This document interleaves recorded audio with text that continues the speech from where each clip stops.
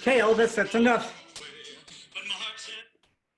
Hey, represent San Antonio. I think you're out there somewhere in Indianapolis. I didn't have any really good songs for you. There's probably a Mike Pence theme song or something. But glad to be here. Thank you very much. You know, there's just so much going on. One of the things that's happened lately is that, well, after Father's Day, I started to think about my dad and the impact that he's had on my life. He was really kind of a simple guy, you know. He was raised under tough circumstances, and he was not, you know, sort of Mr. Social etiquette. As a matter of fact, he didn't mince words at all, and he was kind of short-tempered. For example, like the time I wanted to explain to him about my anger management program, I wonder why I needed that. And he said to me, 12 steps, 12 steps, 12. I got a 2-step program for you. You wanna know how it works? It's like this. You're pissed off, right? That's right. 1, sit down. 2, shut up. Yeah. You know, something about Dad, though, is he grew up poor, and so he always wanted to make sure my brother and I had everything we needed. And so, you know, his love language was actually shoes. He made sure we had shoes. And those of you that know me know I carried on the tradition of having a lot of shoes. But because he was easy to set off, you can imagine my trepidation when I decided it was time to explain to him that I was going to transition to female.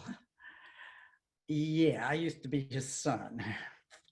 And so I explained it to him, right? And he doesn't explode. As a matter of fact, it takes me entirely by surprise. It's like, he says, well, and he thinks about it. Well, I think you should stay with your mother and I as long as you need to. I was like, oh, Dad, that's so sweet. And he says, yeah, your mother's been falling down on the job lately. So once you get the change going and stuff, you can take over for her. Are you listening, Zelda? Yeah, maybe we can finally have some good food and a clean house around here. Yeah, well, that's my dad's, you know, his thinking, the way he looked at women. And so he's not going to be a nominee for a Nobel Peace Prize anytime soon. But, you know, I can empathize, I get it, because it's the Great Depression, right? And he never really had an actual childhood. Big family, they're hardly making it. At 10, my grandfather puts him to work in the family business, bootlegging. Yeah, that's right. We were a family of bootleggers. So there's my dad wandering around Buffalo, New York with a rusty wagon delivering bootleg beer in tough neighborhoods. And he had to fend off, you know, some of the kids that tried to steal things. And he's very proud of this story. He said all he had to protect himself was a beat up old claw hammer. Well, the ESPN, long before the ESPN newscasters, sportscasters were making these words, you know, a hot phrase, my father was inventing the true meaning of the words, nailed it. You schmucks, you leave that beer alone. I told you. Did I tell you? I told you. All right. Nailed it. But I suppose somewhere along the line, because I grew up as sort of a, mushy, snowflakey kid, thanks to my mother, that he helped me learn to be a little resilient. And so I made the change. I did it. See, what do you think? You okay? That's all right. You can just nod yes. But the problem is that you have to relearn your life all over again. Like how to have decent relationships all over again. Even in my sleep, I struggle with relationships.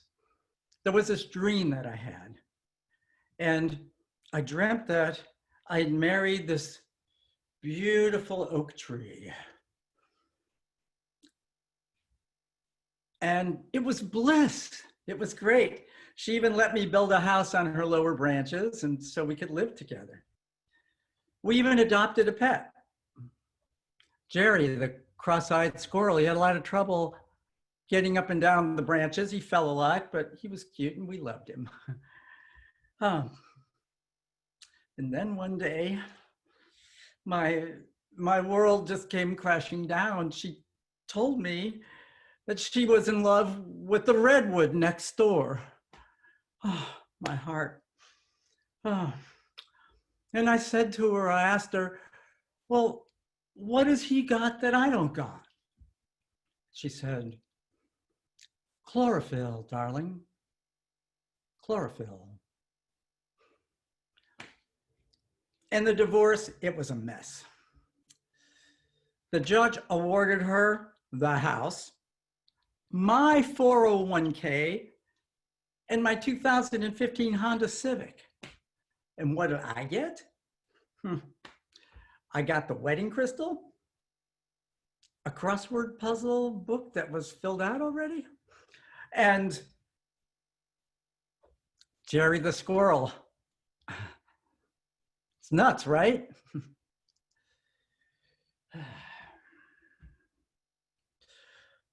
So after that, I took that dream as a sign. There had been a lot of people in my life that did not want me to change. They were angry, they were upset, felt I'd abandoned them. So I felt like I needed to do something to get my life back on track. And I decided to get professional help and did a pilgrimage to the ashram of a renowned spiritual teacher. And after days of waiting and chanting with hardly anything but a Diet Coke, they led me all dizzy and blurry-eyed up in front of the teacher and told me to sit there silently while he examined my aura.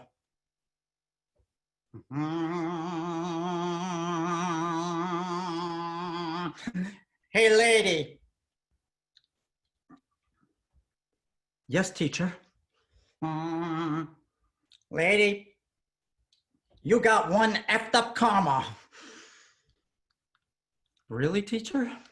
I'm looking into the future.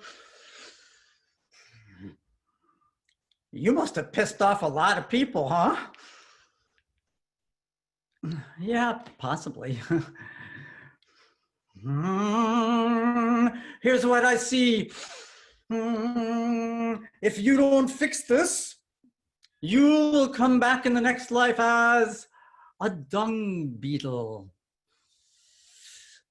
That is all. That is all. That's all. That's all that you're gonna. I got it. Namaste, teacher. Oh no, you don't stay. You go. Next. So that was a tough thing to learn. I wanted to get my life going in the right direction. And instead, what I found is that if I keep it up, and I don't know how to change it, I'm going to come back as an insect that eats animal leavings. Ugh. But it dawned on me, there's a silver lining here. Yeah. An insect like that doesn't live very long, does it? So you know, it's good news, right? I would be eating all this horrible stuff and then gone. And I'd recycle, right? And my karma would be entirely clean and I'd come back with a completely clean slate. Good news. And something else. I would be making peace with so many of the people who were angry with me, pissed at me, because I would be doing what they asked me to do. Because essentially what they said was, I've had enough of you. Get out of here. Go eat shit and die. Just following orders. I'm Bethany Schwartz, and namaste. I guess I'm not staying. I got to go. Chris told me to, I'm done. Thank you.